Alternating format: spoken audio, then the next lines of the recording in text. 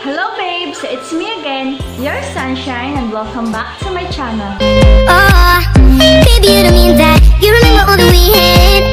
I took it for granted that you love me the same, but I gotta keep on talking. For today's video, ginamit ko yung free products na na-receive ko from Go Beauty Trends, GBT Shop. Ililink ko rin po sa description box yung shop nila sa Facebook.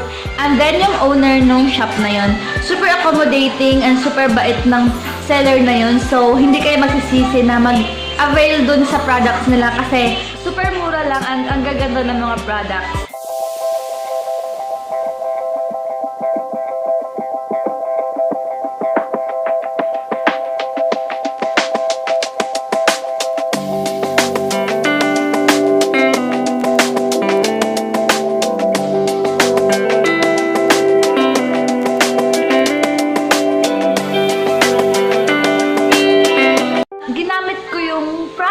Yung ilang products na na-receive ko para sa look na to.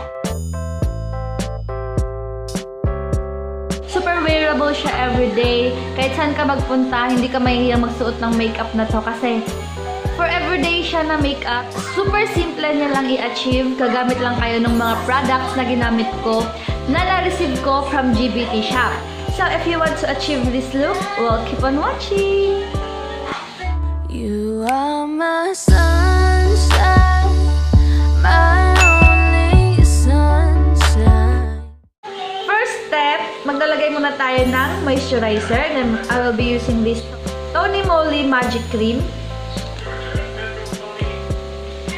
Actually, nakapag-try na ako ng product na to dati. And ang nagustuhan ko sa kanya is meron siyang instant white effect.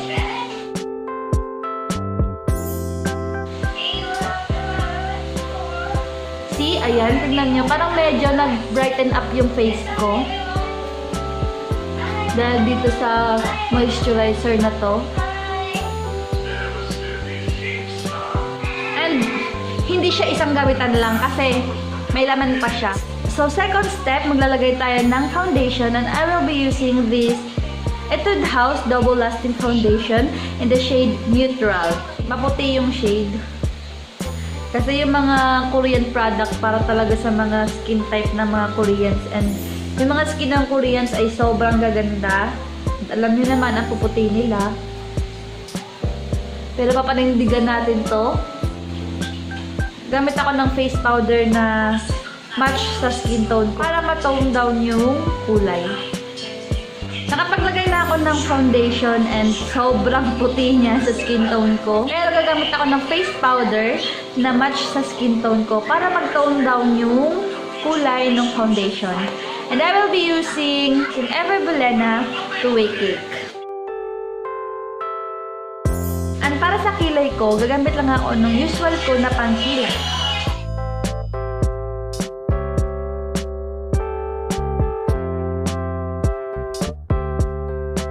Tapos na ako sa kilay ko. Yan na yung magagawa ko sa kilay ko. Okay na yan. Hayaan na natin yan kung makapal ba yan or what. Ayun na yung the best na magagawa ko sa kilay ko. Sobrang hirap magkilay, diba? Lagi-lagi na ako nag-makeup pero nahihirapan pa rin ako magkilay. Ewan ko ba? So move on na tayo. For my cheeks, gagamit ako ng Dear Darling Tint from Etude House. Sampler din to na na-receive ko doon sa Go Beauty Trends. Yung shade ko pala dito ay RD302. So, swatch muna natin siya kung ano yung shade niya. Ganyan siya. So parang red siya. Ayan yung shade niya. Parang red-orange. Dahan-dahan lang kasi red yung kulay niya. Dot-dot lang.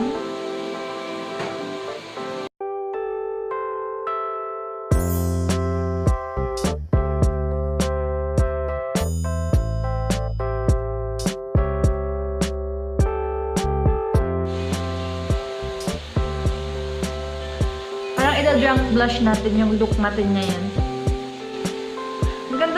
na to. Ang lakas makabloomy.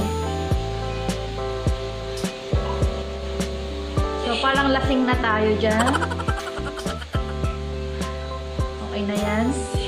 Para lang na hindi mag-crease or para hindi mag-move yung tint na nilagay natin, papatungan ko siya ng blush ko, yung powder blush ko, which is itong Elizabeth Arden.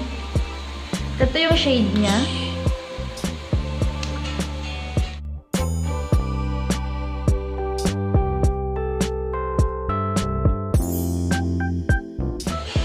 So, gagamitin ko yung blush ko for my eyeshadow.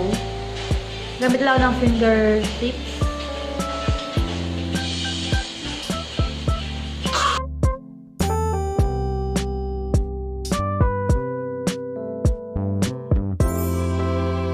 Detail makeover na eyeliner. And ang gagawin natin sa eyeliner natin is super nipis lang, super minimal. At dapat yung eyeliner ay close to the lash line. And for my lashes, gagamit ako ng Maybelline Hyper Curl. Ayan.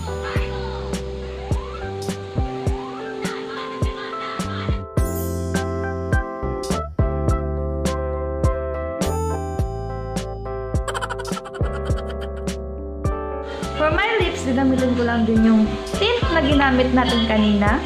Ayan.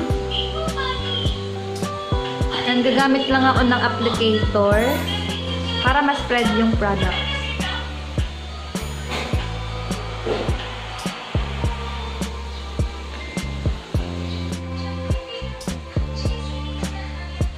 Ang ganda talaga ng lip tint na to.